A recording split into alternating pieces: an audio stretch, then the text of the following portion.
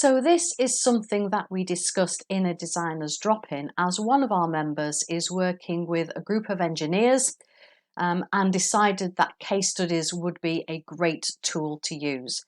And I'm delighted to hear that they're going to be using this, because I am a huge fan of case studies. I think they are the most versatile and powerful learning technique that we can use, particularly when we're talking to subject matter experts. It allows us to cover all of the concepts that we want to cover in a scenario, in a format that is meaningful and known to them, and using language that they understand.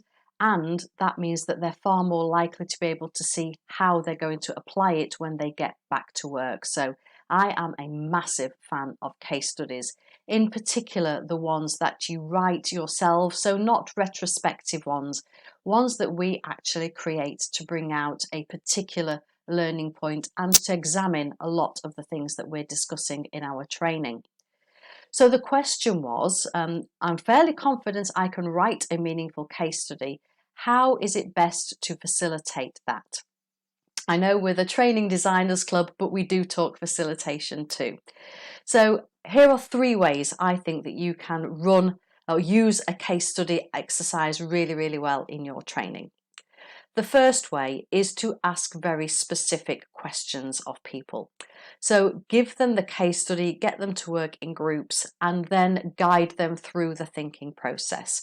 So it may be just starting off with what's happening here. Leave it quite broad, but to make sure that they've picked up on all of the things that you need them to pick up on in order to learn from that particular exercise. Once you've got that, and you're happy that everybody's got that, then you can say, well, why is this happening? Then you can examine, well, what would you recommend happens now? So maybe if you were the manager, what would you do at this stage? Or what would you advise them to do? So how do we improve the situation? Because when you write a bespoke case study, it has to be balanced. It has to have good and bad in it. It has to feel realistic, because obviously if a situation is terrible, it would never have got to that point in the real world. So getting that balance is so important. So understand what's happening now. Why do you think that's happening? What should we do now? And then the final question would be, so how could we have prevented this from happening in the first place? Let's do a retrospective on it and decide how things could be done better in the future. So that's way number 1. The second way is to hold off giving them the case study, but explain roughly what that case study is going to be. So maybe we are looking at there's been a drop in production, or maybe there's a dissatisfied customer, or your sales have dropped off, whatever it might be. Ask your delegates to say, what information would you need to analyse to really understand what's going on here and put an action plan in place. So get them to define their own framework or their own checklist for analysing a specific situation, and then give them the case study and get them to use their own checklist and their own framework in order to analyse it and come back to you with their thoughts.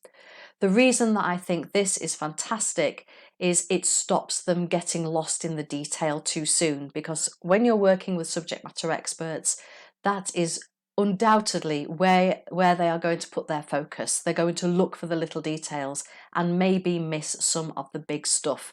So get them to think about the big stuff before they have the opportunity to look at the fine detail. That's a method that came from one of our members when we were having this discussion.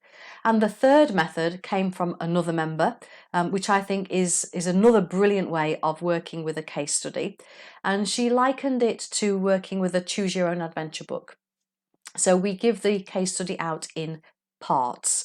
So give everybody part 1, get them to discuss what's happening, what the challenges are, and then say, well, what would you do next? Would you do A, B, or C? And then you can give them the appropriate next stage depending on their answer. So if you chose A, you get the follow-up case study part A, assuming that that decision has been made. And you can carry on like that. And I believe it's a technique called branching paths, where people create their own scenario and they make their own decisions and they see how it all works out in the end. And then obviously you can debrief that afterwards. Even if you can't do that, if you don't have the time or the capacity to do that, or you do want people to go down the right route, you can still give them that choice. But then you can say, well, actually, in this scenario, what the manager did was they went with scenario C. So this is what they did, and this is what happened next. And then you can get everyone to look at what happened next and then follow the same process through.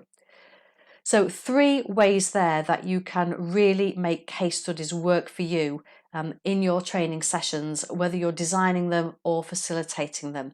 But as a designer, of course, we need to be able to have all of those pieces in place in order for the facilitator to take the route that they want to take. And as I said right at the start, I think a case study is probably one of the most powerful things that we can include in training, and it is well worth taking the time to design one properly. How to design a case study in this nature is one of the VIP only resources in the Training Designers Club, but you can still find loads of great support to help make your training design quicker, easier and less stressful by visiting www.trainingdesignersclub.co.uk. I know that's been a little long-winded, but I hope you found it useful and I hope it helps you to design really impactful training.